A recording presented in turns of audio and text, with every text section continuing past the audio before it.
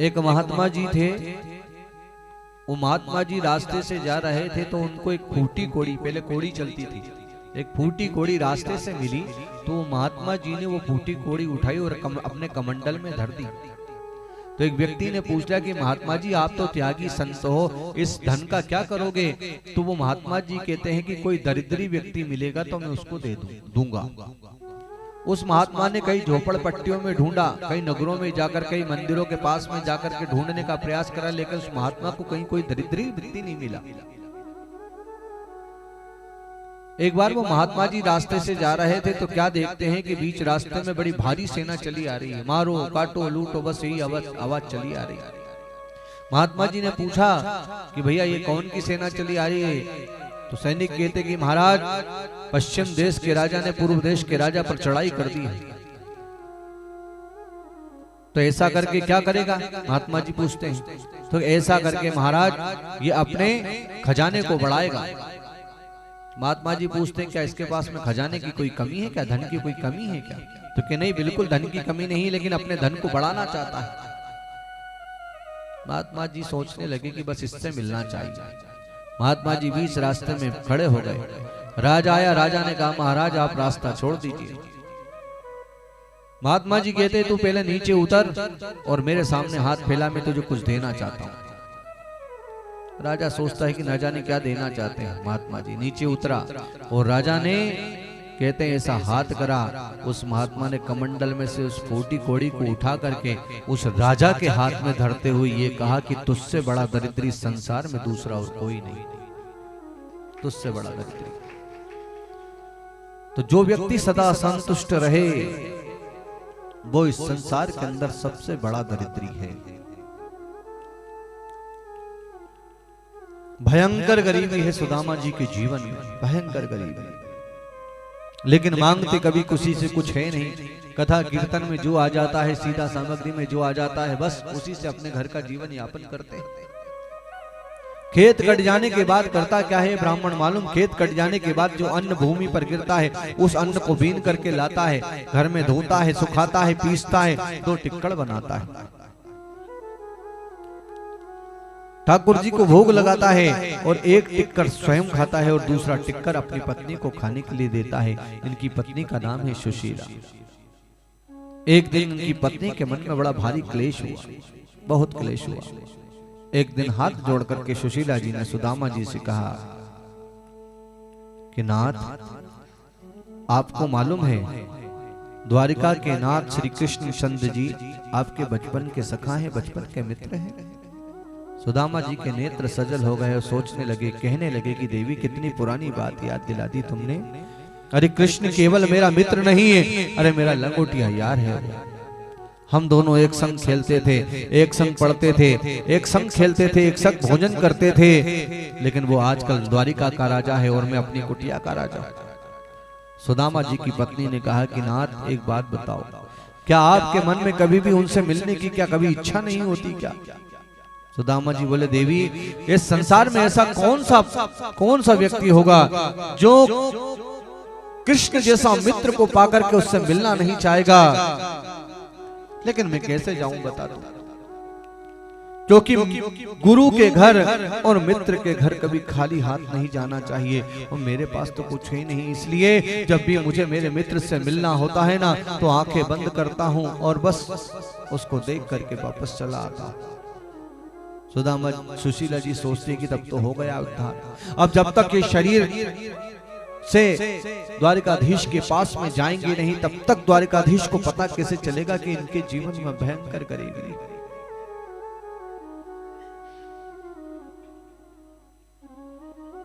सुशीला जी कहती हैं कि नाथ एक निवेदन करूं आपसे। हाँ बोलो। मैं जानती हूं अच्छी तरह से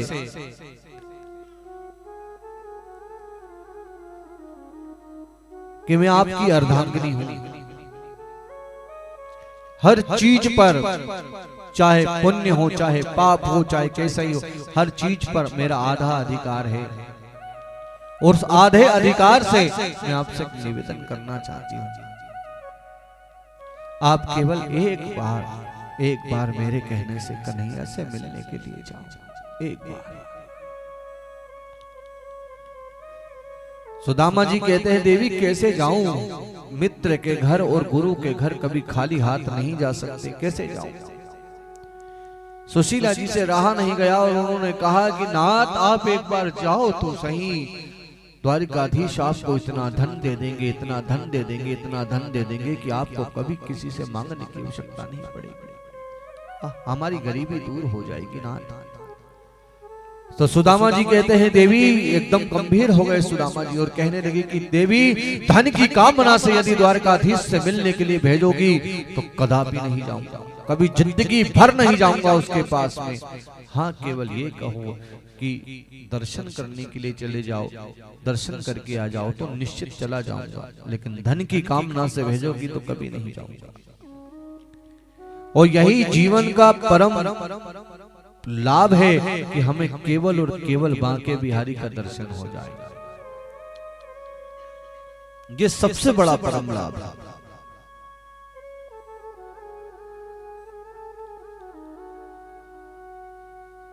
सुशीला जी कहते हैं कि आप चिंता मत करो, केवल दर्शन करने ही जाओ, कि मेरे पास तो कुछ है नहीं, क्या करूं देवी, कि आप चिंता मत करो मैं व्यवस्था करती हूँ।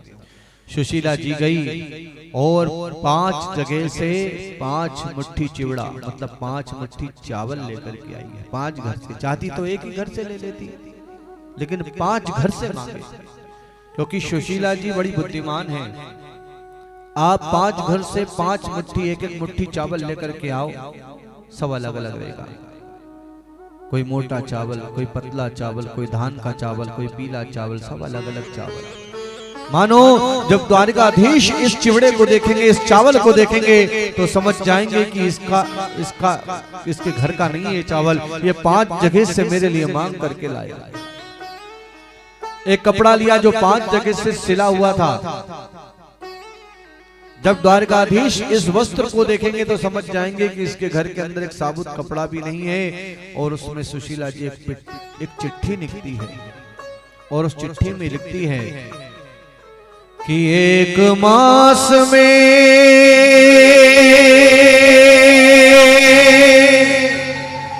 दो पखा, दो एकादशी हो, पर मेरे घर गोपाल जी नित्य एकादशी हो। उस चिट्ठी में लिखते हुए सुशीला जी कहती है कि हे द्वारिकाधीश,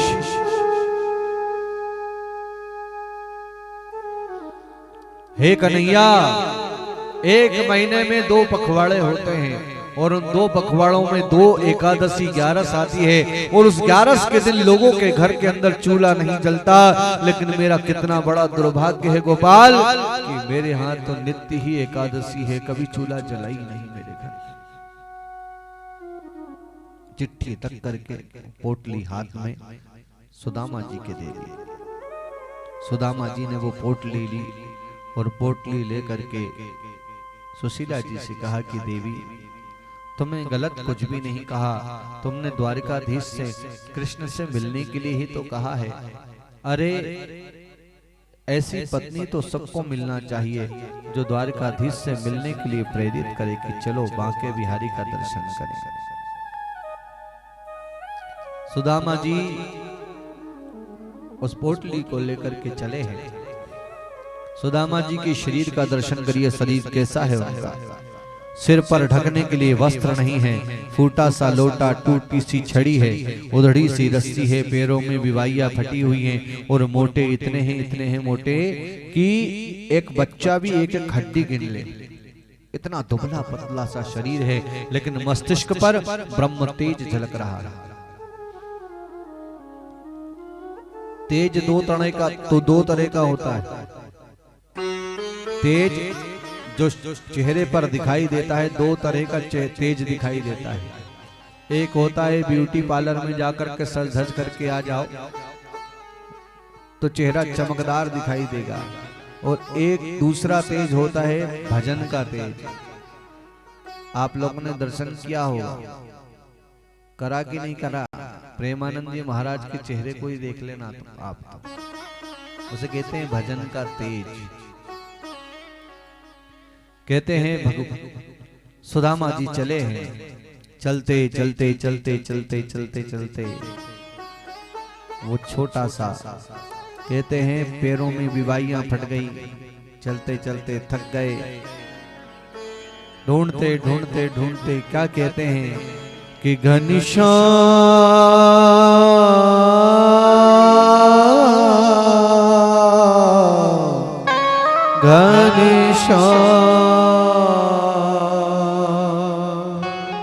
घनश्याम तुम्हें ढूंढने जाऊं कहाँ कहाँ, अपने विरह की याद दिलाऊं कहाँ कहाँ। जाना था द्वारिका, पहुंच गए काशी, काशी से पहुंचे हैं वृंदावन, पुष्कर, सब जगह घूमते घूमते घूमते घूमते घूमते कहते हैं इस शरीर की का धर्म क्या है? भूख और प्यास लगना इस शरीर का धर्म है। भूख भी लगेगी, प्यास भी लगेगी, लेकिन कृष्ण दर्शन की लालसा में ऐसी लालसा जागी, ऐसी लालसा जागी कि भूख प्यास लगना भूल गए सुदामा जी। भूख लगती नहीं, प्यास लगती नहीं, जिंदगी अब उदास लगती है। और कैसे आऊं तेरी द्वारिका है कन्हैया, अब आस भी निराश लगती है, आस भी निराश लगती। चलते चलते चलते चलते कहते हैं नदी पड़ गई, नदी पड़ी, हार थक करके सुदामा जी वहां बैठ गए। भगवान ने देखा कि सुदामा तो हार गया। भगवान ने क्या करा? भगवान एक केवट का रूप बना करके नाव लेकर के आए और वहां पर आकर के आवाज लगाई कि भैया कोई है जाने वाला? तो सुदामा जी ने हाथ उठा लिया, हाँ भैया हम जाएंगे, हमें जाना है पार। तो सुदामा जी से केवट बने भगवान कहते हैं आ जाओ बैठो। सुदामा जी बैठने लगे। उसी समय पर केवट बने भगवान ने पूछ लिया, महाराज जी, पंडित जी एक बात बताओ, कुछ है भी कि ऐसे ही बैठ रहे हो? तो सुदामा जी कहते हैं कि केवट भैया देख, हमारे पास तो पैसे है ना आए, तू ऐसे पार लगाएगो ना आए, इसलिए हमें तो जानो ही ना आए, हम नहीं जा रहे। तो भगवान कहते हैं कि आ जाओ, आप जैसे को मैं ऐसे ही पार लगाता हूँ बिना पैसे के। सुदामा जी बैठ गए। भगवान ने नाव खेना प्रारंभ करी। नाव खेते खेते खेते खेते भगवान सुदामा जी को देख करके मुस्कुरा रहे हैं। तो सुदामा जी से पूछने लगे भगवान, केवट पूछने लगा कि पंडित जी एक बात पूछूं, कहां जा रहे हो आप? तो सुदामा जी बोले, वे द्वारिका के नाथ है ना, श्री कृष्णचंद्र जी महाराज है ना, वे हमारे बचपन के सखा हैं, सो इनके दर्शन करने के ताई जा रहे हैं। केवट बोले, आपके मित्र और द्वारकाधीश? अरे रहने दो महाराज, क्यों झूठ बोल रहे हो?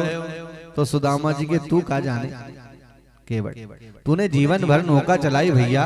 अरे मेरो कन्हैया वस्त्र आभूषण नहीं देखे, अरे मेरो कन्हैया यदि कुछ देखे तो केवल और केवल मन देखे, इसके अलावा कुछ नहीं देखे। इस बात को सुनकर के केवट बने भगवान के नेत्र सजल हो गए और सोचने लगे कि दुनिया बदल गई परंतु मेरा मित्र सुदामा नहीं बदला, केवल वैसी की वैसी ही परिस्थिति। भगवान ने पार उतार दिया। सुदामा ने बड़े प्रेम से और स्नेह से पूछा कि भैया केवट, ये द्वारिकापुरी और कितनी दूर है? तो केवट बने भगवान ने कहा, महाराज जी वैसे तो ज्यादा दूर नहीं, आधा पौन घंटे का सफर है, लेकिन मैं पूरी आपको देख करके इस निष्कर्ष पर पहुंचाऊं कि आप पूरी हिम्मत करके भी दिन भर भी चलोगे ना तो आप ज्यादा नहीं चल पाओगे, इसलिए भी आपको बहुत समय लगेगा। अभी इतना समय लगेगा? हाँ महाराज, आपको समय लगेगा। तो सुदामा जी कहते हैं कि अरे द्वारिकाधीश, मुझे तुझसे वस्त्र आभूषण पैसा धेला कुछ भी नहीं चाहिए, केवल तेरे दर्शन चाहिए। और तेरे दर्शन में अभी इतना समय, तुझे भैया दर्शन देना है तो यहीं आकर के दे, नहीं तो हमें तो जानो ही ना है।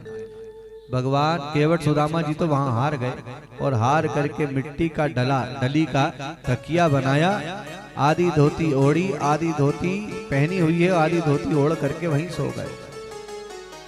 भगवान ने सोचा कि सुदामा तो बिल्कुल ही हार गया, भगवान के लिए क्या दे। भगवान ने तुरंत वहां से उठा करके कहां पहुंचा दिया, द्वारिकापुरी। जैसे ही नींद खुली है, नींद खुली तो क्या देखते हैं, कहते बड़े बड़े प्रसाद दिखाई दे रहे हैं, बड़े बड़े महल दिखाई दे रहे हैं, सोने की अट्टालिकाएं दिखाई दे रही हैं। सब क्या कह रहे हैं, जय श्री कृष्णा, जय श्री कृष्णा, जय श्री कृष्णा की ध्वनि सुनाई दे रही है। जैसे ही ये देखा तो उन्होंने कहा ये सुंदर सी नगरी कहाँ आ गई, मैं कहाँ आ गया। सुदामा जी सोचने लगे, चूटी काट करके देखा कहीं मैं सपना तो नहीं देख रहा, तो नहीं नहीं मैं सपना नहीं देख रहा, तो ये तो सच है। एक से पूछा भैया ये कौन सी नगरी है, तो कि हमारे श्री कृष्ण चंद्र जी महाराज की द्वारिकापुरी है। तो कि मैं द्वारिका आ गया यहाँ। तो भैया एक बात बता, ये द्वारिकाधीश का जो मंदिर है ये और कितनी दूर है भैया, ये तो बता दे। कि महाराज वैसे तो ज्यादा दूर नहीं है, ये जितने भी महल दिखाई दे रहे हैं ये सब के सब उन्हीं के महल है। अच्छा उन्हीं के महल है। ढूंढते ढूंढते द्वार पर पहुंचे हैं, और द्वार पर जैसे ही पहुंचे कहते हैं यहां पर जय और विजय खड़े हुए हैं। जय और विजय ने से निवेदन किया है। किन्ने? जय और विजय से निवेदन किया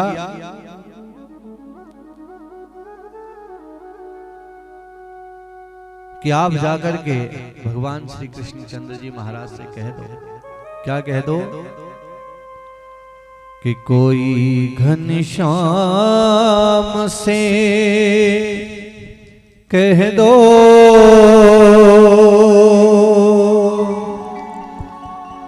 तुम्हारा यार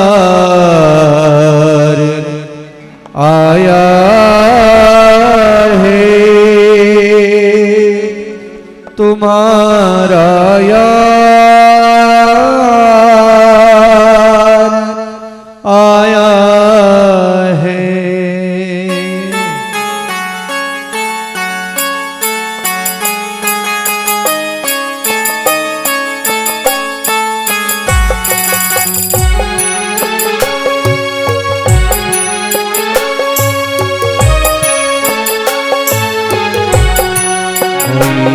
घनश्याम से कह दो तुम्हारा यार आया है, तुम्हारा यार आया है। घनश्याम से कह दो तुम्हारा यार आया है, तुम्हारा यार आया है।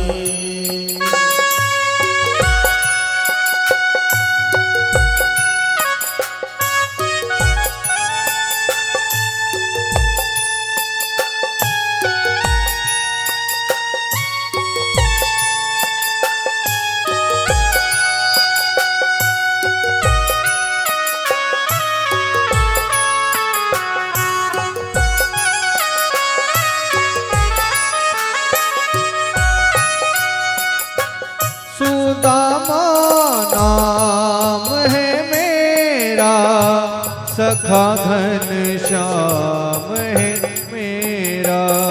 सुदामा नाम है मेरा, सखा घनश्याम है मेरा।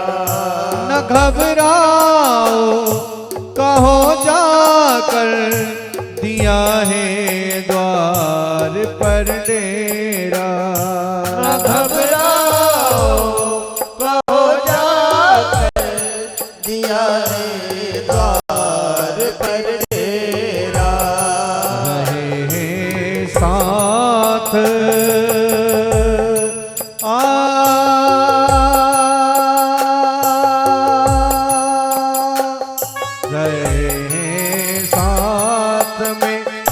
कुछ दिल वही अधिकार लाया हूँ, वही अधिकार लाया हूँ। कोई घनश्याम से कह दे तुम्हारा यार आया है, तुम्हारा यार आया है।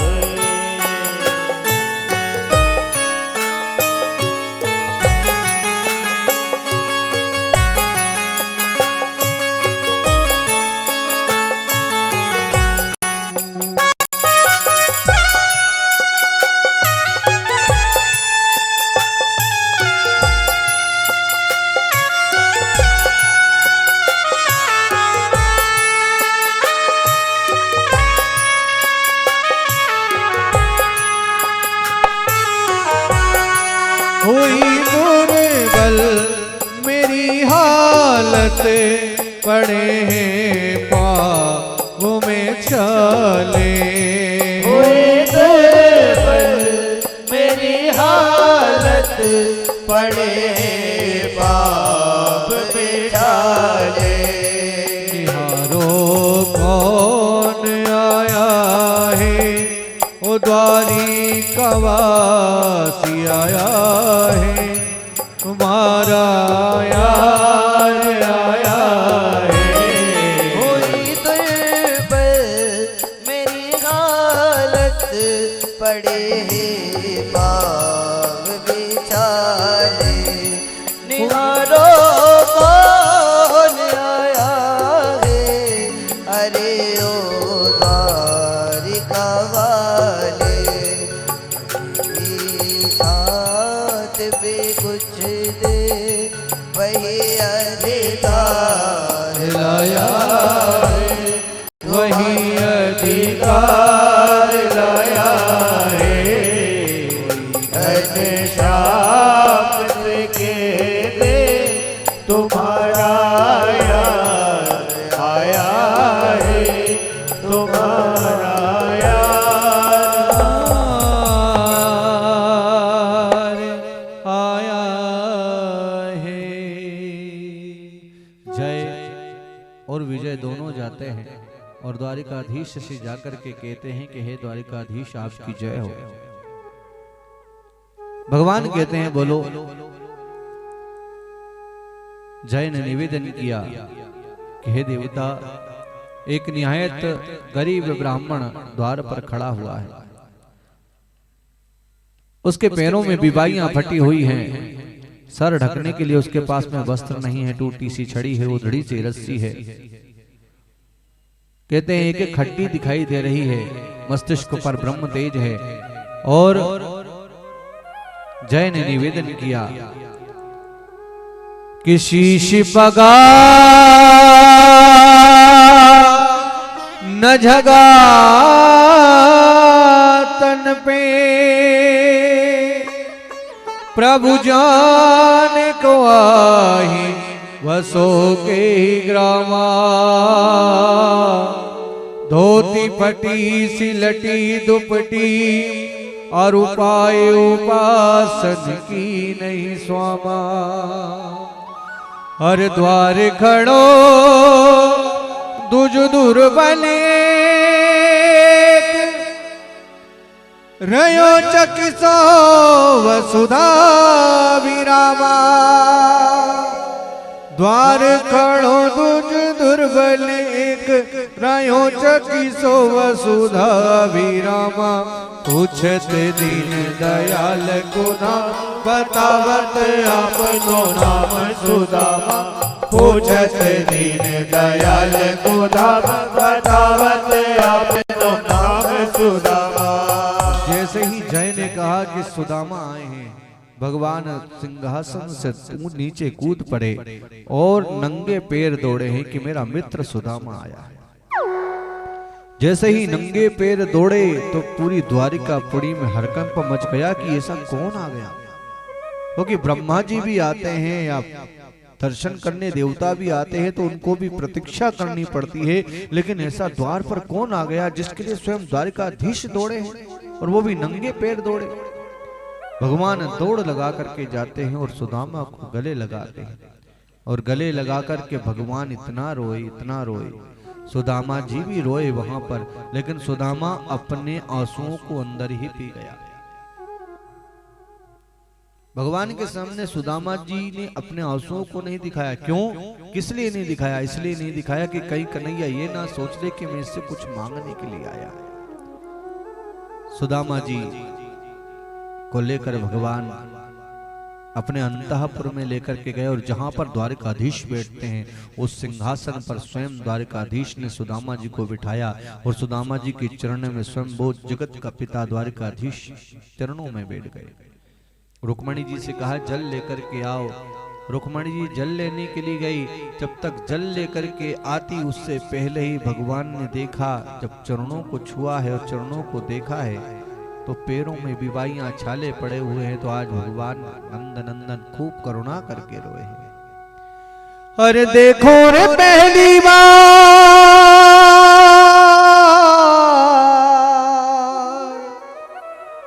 अरे देखो रे पहली बार श्याम प्रभु जी भर कर रोए।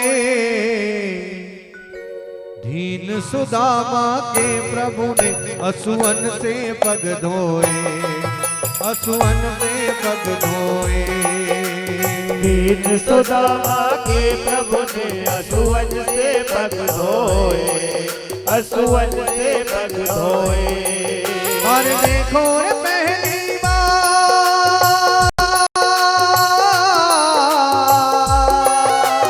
देखो रे पहली बार श्याम प्रभु जी भर के रोए।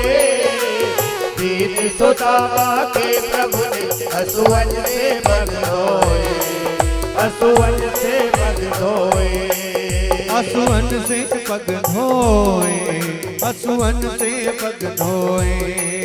असुवन से पग धोए, असुवन से पग धोए।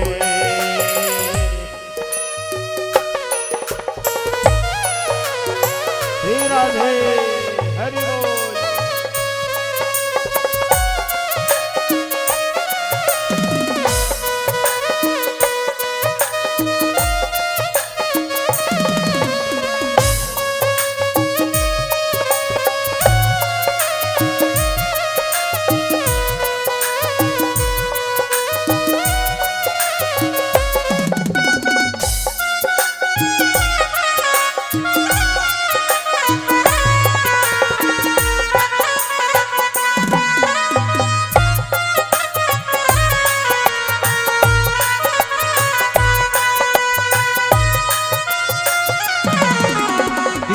सुदामा निर्धन था, वस्त्र पड़े थे निर्बल तन था। दीन सुदामा निर्धन था, वस्त्र पड़े थे निर्बल तन था। कष्टों से व्याकुल जीवन था, मगर सहारा एक गोविंद का। कष्टों से व्याकुल जीवन था, मगर सहारा एक मोहन का। चले सुदामा,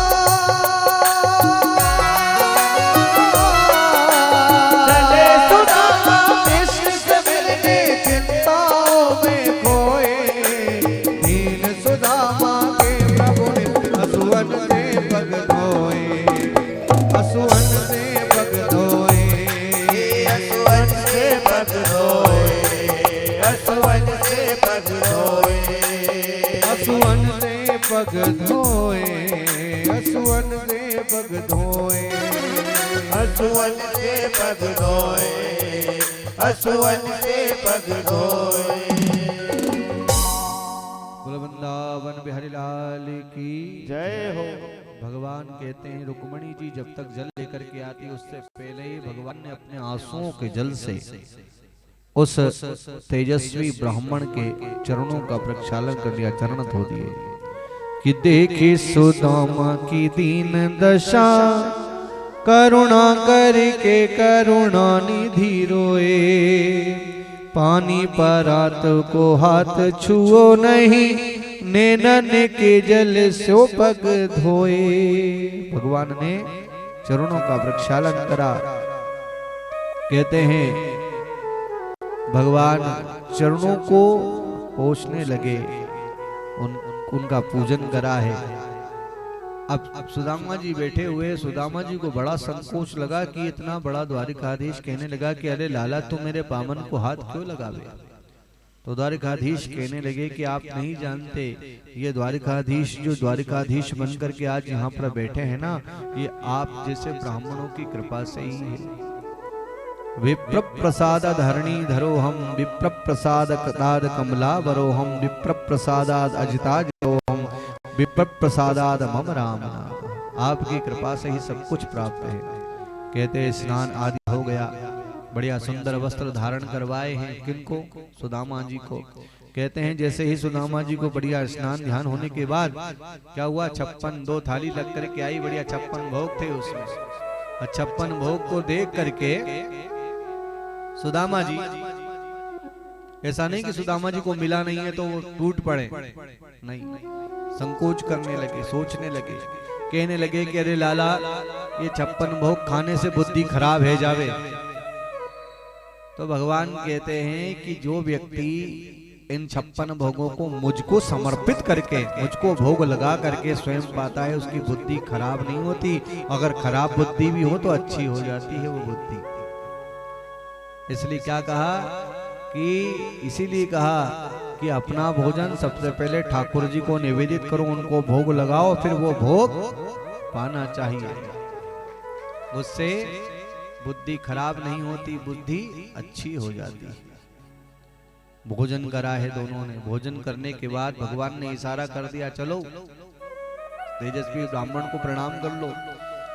अब साहब जब जैसे ही भगवान ने इशारा करा तो वहां पर तो लाइन लग गई। कितनी है? 16,108 आई, आकर के प्रणाम करने लगी। महाराज मैं रुक्मणी आपको प्रणाम करती हूँ। तो क्या कह रहे हैं? चिर सौभाग्यवती भव। महाराज मैं जामवती आपको प्रणाम करती हूँ। चिर सौभाग्यवती भव, चिर सौभाग्यवती भव, चिर सौभाग्यवती भव। जो कहना प्रारंभ करा है तो तकरीबन 300-400 निकली होगी।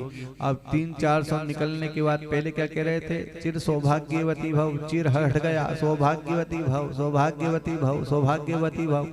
और जब ज्यादा बढ़ने लगी तो क्या कहता? भव भव भव भव। हार गए। कन्हैया से पूछा, लाला इधर आ, कहा कितनी है और कितनी है? तो महाराज 16,108 है। 16,108 इतनी इतनी कितनी आ गई? ऐसे कैसे आ गई? ये सब ऐसे ही आई महाराज, जितनी भी आई है सब। देख दुबलो बतलो सो शरीर है, के बदले एक काम कर, हार गए है मेरा शरीर, तो एक काम कर, इन सब के बदले तो तू मुझे प्रणाम कर ले, मैं सबके बदलों का आशीर्वाद तेरे को ही दे दूं। तो हाँ बस यही चाहता हूँ मैं। कन्हैया ने कहा दंडवत प्रणाम करी और ने कहा सौभाग्यवती भव, तू भी सौभाग्यवती भव रहे। अब सबको आशीर्वाद दे करके कहते हैं जब एक मित्र वर्षों के बाद मिला है, भगवान को थोड़ी सी वार्तालाप होती। उन्होंने कहा महाराज एक बात बताओ, सच्ची सच्ची बताना, अपन दोनों सांदीपनी आश्रम में कैसे खेलते थे? हम तुम्हें चिढ़ाते थे कि सुदामा जी विवाह करोगे कि नहीं करोगे? एक बात बताओ, अपनी विद्या पूरी हुई, मैं यहाँ आ गया, तुम तुम्हारी नगरी को चले गए, मैं मेरी नगरी को आ गया, इसके पश्चात तुम्हारा विवाह हुआ कि नहीं हुआ? तुम तो कहते थे कि माता पिता मतलब मैं विवाह नहीं करूंगा, मैं तो वैराग्य धारण करूंगा। तो के लाला क्या जानूं, माता पिता के आग्रह पर मुझे विवाह करना पड़ा और तेरी भाभी का नाम सुशीला है।